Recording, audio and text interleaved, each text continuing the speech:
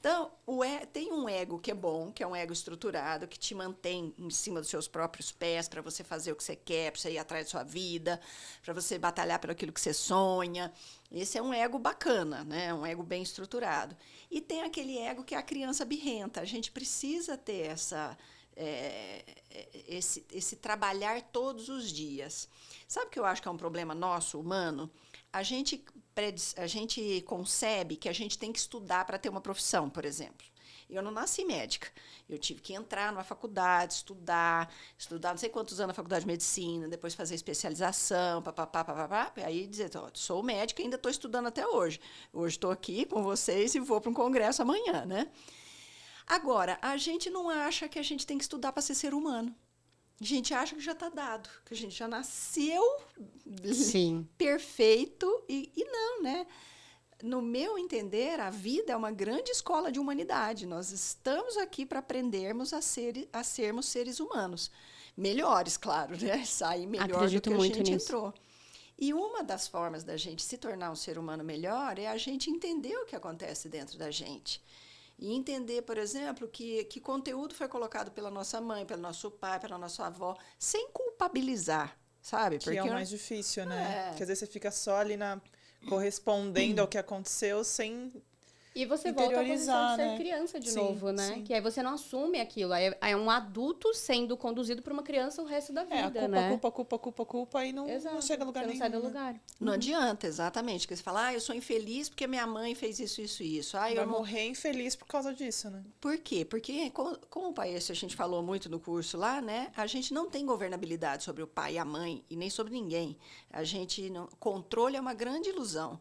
A gente, malemar, tem controle da gente mesmo, né? Se a gente tiver controle sobre as nossas emoções e como a maneira como a gente reage ao que nos acontece, já tá bom demais. Nossa, já facilita muito. Mas deixa eu te fazer uma pergunta com o que você estava falando lá no início, né? Que a gente tem essa parte do cérebro reptiliana, que basicamente, assim, você reage um pouco às coisas, né? Sim. E tem essa parte do neocórtex que ainda não está super desenvolvida. Esses dias a gente estava falando... conversando com um amigo, e a gente falou, a escolha é uma descoberta recente. As pessoas em muitos setores da vida não acham que elas estão escolhendo, elas acham que a vida acontece e que ela não está agindo sobre aquilo. E aí, a pergunta é assim, quando a gente, por exemplo, faz esse processo que você falou, né? Aconteceu uma coisa na infância, você basicamente responde emocionalmente, eu imagino, com o que você tem no momento, né? Com a ferramenta que você tem no momento, dependendo da idade, eu acho que isso também impacta. Sim. Mas como a gente pode racionalizar a emoção, e aí eu não sei se esse é o termo correto, para conseguir ir destrinchando essas coisas que aconteceram? Porque eu sou bem racional, assim, né? A gente conversa bastante sobre isso. Quem? Eu vou bem pelo eu. Racional, amiga? Não? Você acha que não? Eu acho que eu sou tão racional. Não. Eu acho que eu vou muito menos... Assim, eu consegui racionalizar muito mais as coisas, óbvio, depois de mais velha. Mas, eu acho isso porque muitas vezes eu dou uma ignorada nessa parte da intuição por achar, tipo, é uma resposta, sei lá, que eu já tô habituada, não é necessariamente um perigo, qualquer que seja a situação. Mas tem relação sobre esse desenvolvimento do cérebro que você comentou no início, assim, de como é que a gente desenvolve essa parte que hoje em dia, como ser humano consciente, a gente consegue olhar diferente de um animal, né? Que sofreu alguma situação, como é que a gente vai aprimorando isso para ir desfazendo esses nós assim da infância ou dessas correspondências da infância? Tem uma técnica que é do yoga e da filosofia hinduísta que eu acho muito interessante, que é uma técnica de você se destacar de você e se colocar como um observador.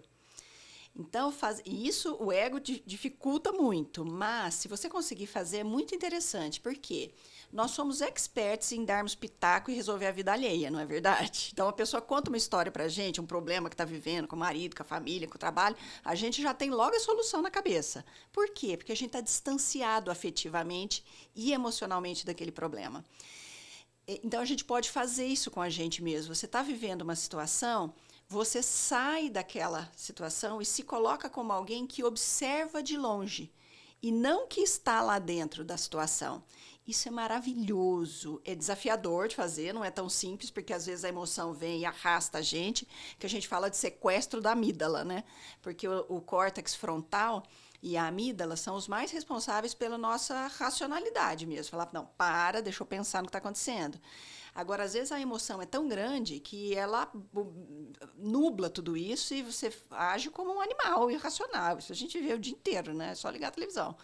E aí, quando você se coloca, vamos pensar, então a Marta, né, tá vivendo aquela situação. Vamos colocar que não sou eu a Marta. Vamos pensar que a Marta seja uma minha amiga que chama Marta. E aí eu olho e eu consigo ver muito melhor e de maneira muito mais clara as opções que tenho de saída daquilo. A grande questão é a gente conseguir não ser sequestrado pelas emoções, porque a emoção arrasta a gente. E por que ela arrasta? Porque, como a Tamires falou, a gente é muito mais emoção, porque a gente é muito mais animal. É uma torre, é como se fosse a Torre Eiffel inteira de animalesco e intuição e pisou no rabo mordi, que é o cérebro reptiliano. E isso é uma frase do Antônio Damasio, que é um português que estudou esse cérebro reptiliano, e ele diz: o ser humano acha que o sistema nervoso é como se fosse uma torre. E o racional é a fina camada de tinta que cobre o topo. E a gente acha que toda a torre foi feita por causa disso. E não. Então, além de tudo, a gente luta contra esse animalesco. O que é o animal? A gente é um jacaré, pisou no nosso rabo, a gente vai morder. E aí vem essa proposta de, não, calma, vamos pensar aqui, vamos tentar entender o outro lado. Tanto que uma das grandes dificuldades, o que nós, seres humanos, temos, que é uma prerrogativa absolutamente única, a fala. A gente consegue se comunicar falando. Agora, gente, as pessoas não se entendem. Já parou para pensar? Porque a comunicação também é um problema muito comum. Em tudo. Isso. Em tudo. O tempo inteiro, né? O tempo inteiro, Acho que em qualquer tipo de relacionamento, Exatamente. não só relacionamento amoroso, mas no trabalho, na vida, a comunicação sempre é um problema. Por quê? Porque comunicar-se pressupõe, antes de mais nada, ouvir. Claro que você tem que saber falar, que é um ponto, e a outra é saber ouvir. E isso requer esforço. E na nossa imaginação infantil, ser humano não dá esforço, porque nós somos humanos. Nós nascemos, estamos aqui, a gente nasce falando. Então, parece que a gente não tem que se esforçar para falar e nem para ouvir, o que é uma ilusão. Porque nós temos que nos esforçar. Para você parar diante de um ser humano e prestar atenção no que ele está falando, requer um esforço. Principalmente hoje em dia, que a gente tem tudo na palma da mão, que a gente escolhe. Nós estamos cada vez mais... Quero ouvir isso, não quero aquilo. Não quero. Acelera, desacelera. Desacelera, exclui. 30 segundos, depois eu não quero mais saber. Não quero mais saber. Falou uma coisa que eu não gosto, eu deleto. Então, hoje em dia, a gente tem essas relações fluídas que tem feito com que as pessoas fiquem cada vez mais sozinhas. Eu estava falando outro dia com uma amiga. Antigamente, eu sou da época que a gente refazia sola de sapato. O sapato estava bom, mas não tinha sola, a sola estava gasta.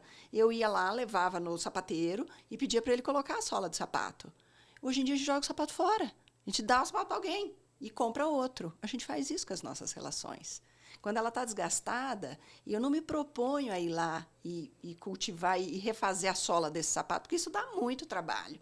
Pra quê? Tem tanta gente no mundo. E também, se não tiver, eu tô aqui, eu no meu iPhone, iPad, Cheio de dor, né? Cheio de dor o tempo inteiro. Só que o ser humano nunca teve tanto sozinho, porque ele não tem conexões. E nós precisamos da conexão. Pensa, e isso é uma das grandes dores da solidão, e isso adoece muitas pessoas, porque como no fundo, eu sou um caldo de átomos misturado com todo mundo, o seu olhar colapsa a minha existência, o seu olhar justifica a minha existência. Eu preciso do outro para que a minha existência tenha forma de alguma maneira. Isso é muito interessante. Na constelação familiar tem essa coisa, eu vejo você. Vocês já devem ter ouvido falar isso. Então, as pessoas precisam muito desse eu vejo você. Agora, é o dano que se recebe. Se você quer ser visto, olhe. Se você quer ouvir, ouça. Se você quer ser ouvido, ouça. Se você quer ter amor, a maioria das pessoas está pedindo o que elas não dão. Que elas não Né? têm. Não tem Esses dias eu li disposição de uma dar. frase, é como se uma pessoa nua te oferecesse um casaco. Ela não tem, não tem como você oferecer amor se você não tem. É o avião, né? Assim, em caso de descompressão da cabine, põe a máscara Em primeiro. você primeiro. Depois vai ajudar o outro, exato. Mas só puxando o ponto dessa solidão, eu também nunca acreditei nesse sentido de que as pessoas... eu não gosto de pessoas, eu quero ficar sozinha, eu quero... Porque na minha concepção, eu também acredito que estamos aqui para evoluirmos como seres humanos. Sim. No meio do caminho, a gente constrói a matéria, constrói a riqueza, constrói os bens materiais, mas a missão principal é eu ser melhor como ser humano. E eu só posso ser melhor como ser humano quando eu tenho outro ser humano. Se relacionando, eu não consigo evoluir sozinha. Isso. Se ninguém afetar aqui a minha ferida, o meu lado ruim, olha, tá vendo? Aqui você não é tão legal.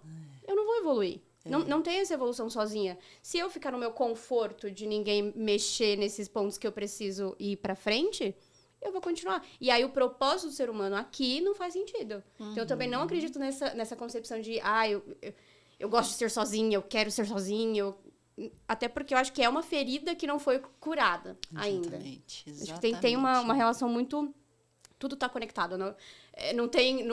Não existe, na minha concepção, não existe uma desconexão entre quem somos como ser humano, ou quem somos como profissionais, ou quem somos como filho, como mãe, como irmão. É sempre uma coisa só, em ambientes diferentes. Então... E as pessoas que a gente atrai também mostram isso, né? Mostram quem a gente é Exato. internamente. Então, às vezes, a gente fica nessa, né? De não gosto do fulano, não gosto... Mas por que o fulano... Sei lá, acho que com família isso é muito mais forte. Porque é um vínculo que você não escolhe, entre aspas, né? E como é difícil, às vezes, a gente se debate tanto com o outro, mas que, de alguma maneira, revela uma coisa na gente também.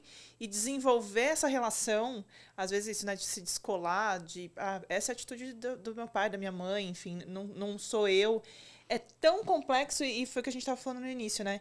Às vezes você fica só batendo na tecla de, tá vendo? Você é assim, você é assado, ao invés de, o que isso tá me ensinando, né? E é esse descolamento que você falou, como é que eu consigo dar um passo atrás, que também está conectado com o que você trouxe de depende do observador, né? Assim, isso depende de quem está enxergando, eu acho que no fim né? somos, né, o átomo reduzido, esperando o observador. Exatamente. Viu? Exatamente. Por isso que eu comecei com aquela história. Porque eu sabia que aquela história do átomo ia ajudar. Mas deixa eu te perguntar uma coisa. Eu estava falando, voltando um pouquinho ali sobre comunicação. Como é que essa trava de se comunicar... Quais são os sinais disso no nosso corpo? Como é que isso vai se desdobrando na vida das pessoas? Maravilhoso essa pergunta. Então, tem uma trava... A gente tem o chakra laríngeo, né? Que, segundo a medicina hinduísta, é onde a gente tem a energia da fala, da comunicação. E aqui tem a tireoide, por exemplo. Então, eu tenho hipotireoidismo, eu tô perguntando. Que é geminiana e gosta de... Exatamente. Hoje em dia tem muita, né? Uma epidemia de problemas da tireoide, né? Porque as pessoas não falam, as pessoas engolem sapo. E a ideia de não falar é aquela coisa do biquinho, ninguém vai me escutar mesmo, por que eu vou falar? É o que você falou, a gente pensa o mundo segundo a nosso próprio olhar, não tem jeito, eu vejo o mundo. Então, a grande pergunta, honesta muito, é assim, se eu estou achando que esse mundo é tão assim, que não quer me ouvir, será que não sou eu que sou assim?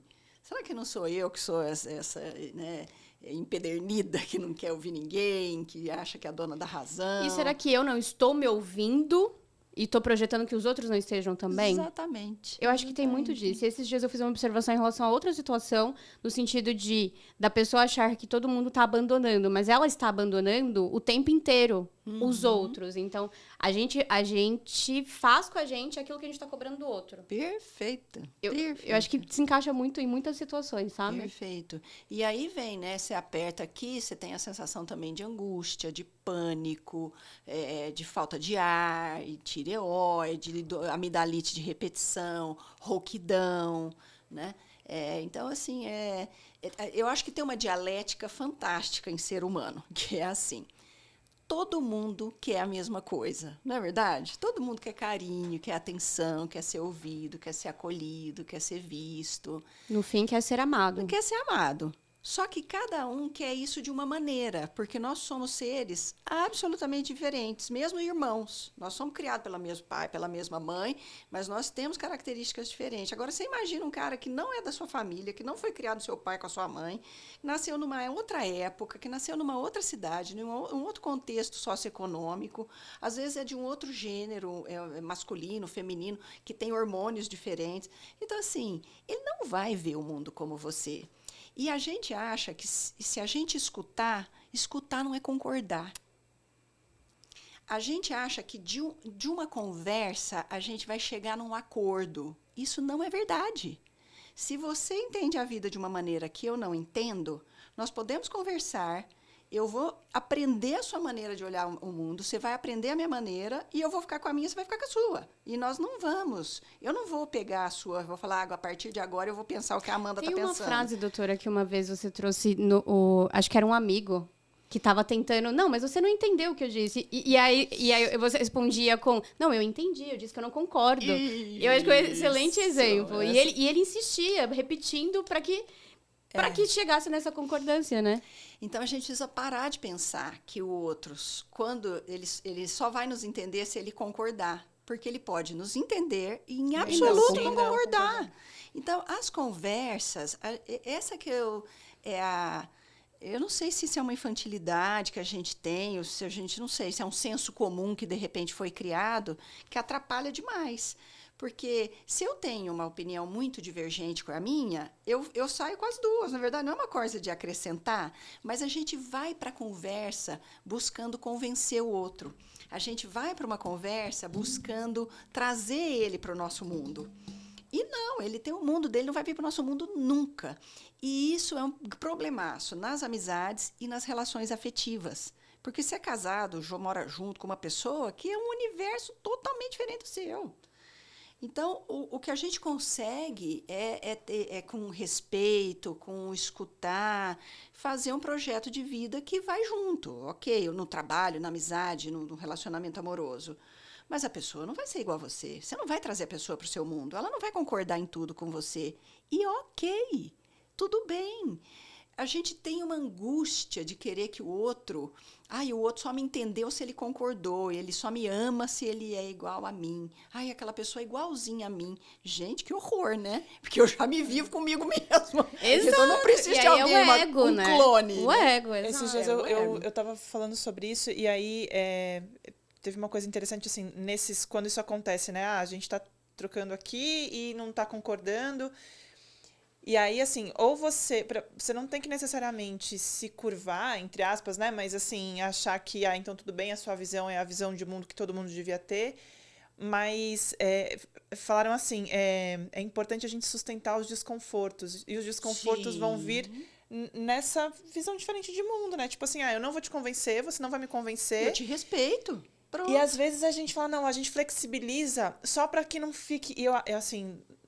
Totalmente do meu ponto de vista, né? A comunicação, a minha comunicação, ela trava muito nesse sentido. Então, eu não vou mais expor, eu não vou falar porque o outro não vai aceitar, porque eu já vi que aqui não tem conversa, e aí você acaba engolindo, ao invés de expor, sustentar esse desconforto e falar a vida que segue.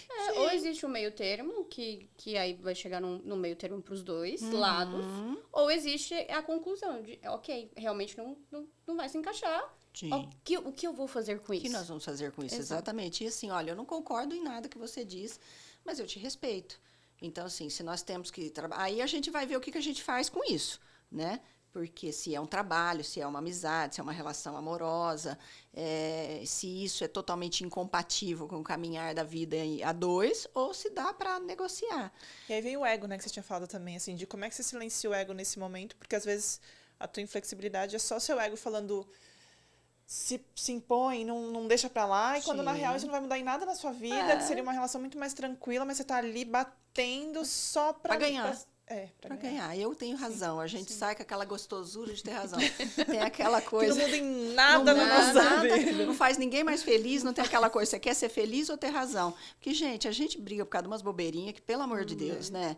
Depois que a gente... Enfim, é o que a Tamires falou. A idade, ela não é sinônimo de maturidade. Mas depois que a gente já viveu uma coisa... Teoricamente devia ser, né? Teoricamente Você deveria. passa, o cara fala assim, ai, nossa, que bonita essa sua calça, sei lá, azul. Você olha e fala, gente, esse trem é vermelho. Mas o cara pode ser daltônico. Você fala, nossa, é mesmo. Índigo, blue, adorei. É importante para sua vida, sabe? Tem tantas outras coisas. Então, eu acho que essa coisa de... E isso adoece demais as pessoas. Então, voltando para a questão. Por quê? Porque você está sempre na luta. Você está sempre na guerra. O que significa a palavra stress em inglês? To stretch é tensionar, é puxar, né? Tem a calça com stretch, aquela que estica. Então, se eu puxo de um lado e o outro puxa do outro, tem stress. Mas se um puxa e o outro solta, não tem stress, darling. Então, assim, eu acho que tem coisas que realmente amar é deixar o outro ser quem ele é. Exato. Deixa o outro ser quem ele é. Exato. Não vai ter uma pessoa que pensa exatamente como você na vida. Não esquece de procurar. Se você está procurando um amor, vou falar para a nossa audiência, conselhos de amorosos de doutora Marta Tornavoy. Brilhinhos agora. E se você está procurando aquela pessoa que vai te entender em tudo, e em tudo vai consolar com você, esquece, darling. Não existe essa pessoa. Nem você consola com você. A gente não muda de ideia. O que você pensava há um mês atrás, às vezes, não é o que você pensa hoje. Ótimo, isso se chama evolução. Sinal que você olhou, viu que eventualmente você precisava mudar e mudou. Maravilha. E também dá abertura para a pessoa fazer isso, porque tem gente que fala, ai, não, você falou que você só não ia vestir azul nunca. Você falou que não ia fazer, e hoje você está fazendo. Mudei de ideia. Né? Graças a Deus estar existe bem essa com possibilidade. Isso, né? Então, eu acho que isso, essa coisa de deixa o outro ser, né? A gente gasta muita energia fazendo planos para o outro, tentando trazer o outro para o nosso mundo, para a nossa verdade, ressentindo porque você não ganhou a briga, porque é sempre do jeito do outro. E aí você adoece e o outro está lá bem e nem percebeu que aconteceu isso. Né? Então, quem adoece mais é quem fica nessa briga às vezes consigo próprio. Eu vejo isso, às vezes eu trato casais, vem a mulher, conta de um jeito, a situação. Vem o homem, conta de uma maneira totalmente diferente. Eu falo, gente, é a mesma história. Vocês estavam vivendo na mesma casa mesmo? É uma coisa muito doida. Exatamente, porque é a visão de mundo de cada um, é a forma como cada um enxerga as coisas. É isso. Que é o observador, né, que a gente tá falando. Assim, eu vou observar do meu ponto de vista só. Não tem como... Assim como você acha que é o mundo, ele é para você, né? Pronto, então é a mesma coisa de às vezes tem alguém que está tão ensimesmado na dor, na desgraceira, você quer jogar luz nisso, dar um outro olhar, a pessoa não consegue ver, também tem esse lado. Né, mas tem aquela questão... Isso, né? Desculpa, amiga, eu só lembrei daquela questão, quando a gente fala, a gente viu um carro vermelho, e depois a gente só consegue ver, toda vez que passar um carro vermelho, eu vou conseguir ver. Eu faço muito essa conexão com as duas coisas. A forma como eu vejo as coisas, se eu acredito, sei lá, que todo homem é cafajeste, por exemplo. Eu só vou ver aquilo, porque é como se eu tivesse condicionado aquilo, e qualquer outra coisa que não esteja, eu nem vou observar, eu nem vou perceber. Então, acho que a gente acaba fazendo isso, né? Aí é que entra a desconfiança saudável. Sim. Pensa o seguinte, você pode ter aprendido que todo homem é cafajeste por causa da história de vida. Isso é hipotético, né, gente? Vamos supor que você viveu isso na sua família, sua tia casou com um cafajeste, enfim, alguém, e você ficou com aquele imprint. Mas aí você olha para o mundo e fala, gente, nem todo mundo é assim, porque aquela pessoa é casada com um cara bacana, aquele outro é amigo de um cara legal, esse cara que trabalha comigo é gente boa. Então, o próprio mundo, quando você dá abertura, ele te ensina Esse é o ponto. Aquela sua dor não é a única forma de ver o mundo. Agora, o que a gente precisa ter? Humildade, sair de dentro da nossa casca daquilo. Aí eu acredito naquilo e é aquilo que vai ser. E aí eu morro de pena, porque assim, joga uma vida fora por acreditar numa historinha. A gente tá sempre contando historinha pra gente. Se você conta uma historinha ruim... O ser humano gosta de história, né? De era uma vez... Joga uma vida inteira fora por causa de uma historinha mal contada. Sim. E aí adoece, e aí não é feliz, e aí passa uma vida inteira angustiada. é uma E o judiação. corpo vai E o tentando corpo vai lutar atrás, contra isso, vai. né? Vai... Ele responde a isso. Cada um de nós está vivendo verdade, né, num doutora? universo. E o corpo responde a isso. Porque as nossas células, elas estão sempre perscrutando, né, o que acontece com a gente, o que a gente pensa, porque ela quer nos defender. Se, de repente, como estoura uma guerra e a gente está no meio da guerra, muda totalmente a sua fisiologia para te adaptar, para você viver naquilo. Se, de repente, você está perdido na floresta amazônica, muda toda a sua fisiologia para você sobreviver àquilo. O corpo, ele é nosso amigo, ele quer ajudar a gente. Sim. Então, ele vai fazendo uma leitura do que está acontecendo para ver como é que ele te ajusta bioquimicamente para você sobreviver a essa situação.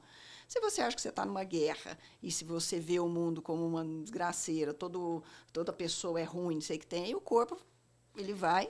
Mas dessa vai tentando te ajudar a perspectiva- construir aquilo que você está dizendo para ele, né? Exatamente. Que ele vai... Mas dessa perspectiva que você trouxe agora, né? Dessa construção, o quanto a gente... Por exemplo, você viveu uma situação, sei lá, aos 30 anos, aos 35 anos, que desencadeou uma situação no trabalho. E aí, sei lá, você teve um estresse, um pico de estresse, ou você adoeceu por algum motivo. Como que a gente consegue interpretar, e óbvio que eu imagino que seja um longo trabalho, se aquilo é uma resposta à situação ali, aquilo que aconteceu, ou se isso é uma resposta, sei lá, de coisas que você já vem desenvolvendo a vida inteira. Então, você já tem uma percepção do mundo que, nesse momento, sei lá, aconteceu alguma coisa que você explodiu. O quanto o passado, de fato, interfere no que acontece hoje, tem a idade que você tiver, ou quanto você é a situação pontual, é o momento que você está vivendo... O quanto isso impacta, de fato? Eu acho que tem as duas coisas. Por exemplo, se você viveu uma situação na sua infância de abandono, de traição, quando tiver alguém no seu trabalho que te traiu, que te puxou o tapete, aquilo potencializa porque você foi remetida a uma situação que você vivenciou e que doeu muito. Porque tem uma coisa, quando a gente vive uma situação na infância, aquilo não entra por aqui, aquilo entra aqui. Não tem jeito muito da criança racionalizar.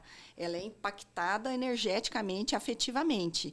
Então, se você vive uma situação que te lembra aquilo, é a coisa do overreact. Às vezes você faz um negócio assim, a pessoa reage de uma maneira que você fala, gente... E dizem que a emoção não é negativa, pra ela tanto. impregna um pouco mais do que a positiva, né? Isso, exatamente. Por quê? Isso tem uma lógica, que é de nos proteger. Por exemplo, se nós somos animais na selva, se eu cair dentro de um buraco onde tinha uma flor rosa...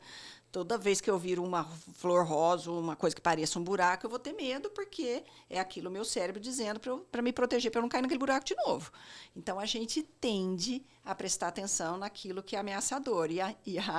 Os meios de comunicação usam muito isso, por isso que eles divulgam tanta desgraceira, porque o povo presta atenção. É automático do nosso cérebro. Deixa eu prestar atenção num problema para eu tentar evitá-lo.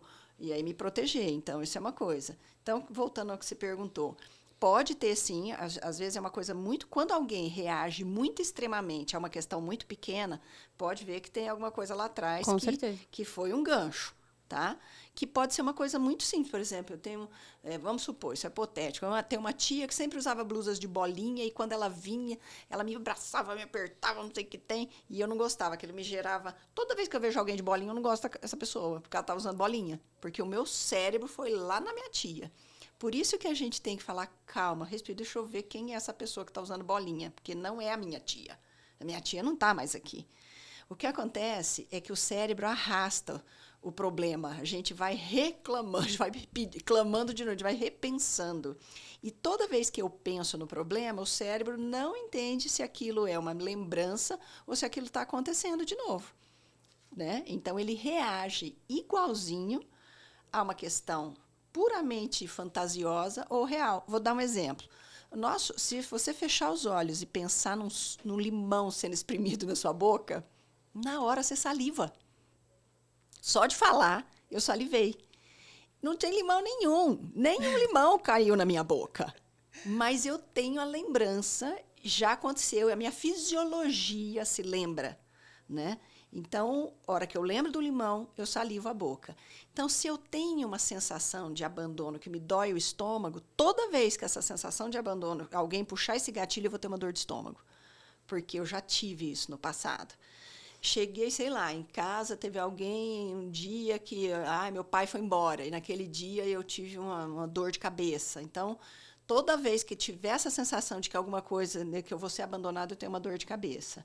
Isso é uma coisa que acontece muito frequente. E tem a coisa da reação da agora, porque nós temos situações que a gente nunca viveu e a gente vai viver pela primeira vez, nós estamos estreando aquela emoção, e aí você vai reagir segundo todo aquele repertório interno que você tem. Por isso que quanto melhor você se conhecer, melhor você separar o joio do trigo e treinar, né, exercitar, ter uma reação que mais inteligente emocionalmente, melhor. Gestão emocional. Né? Gestão emocional, porque se você fez isso uma vez, foi muito difícil.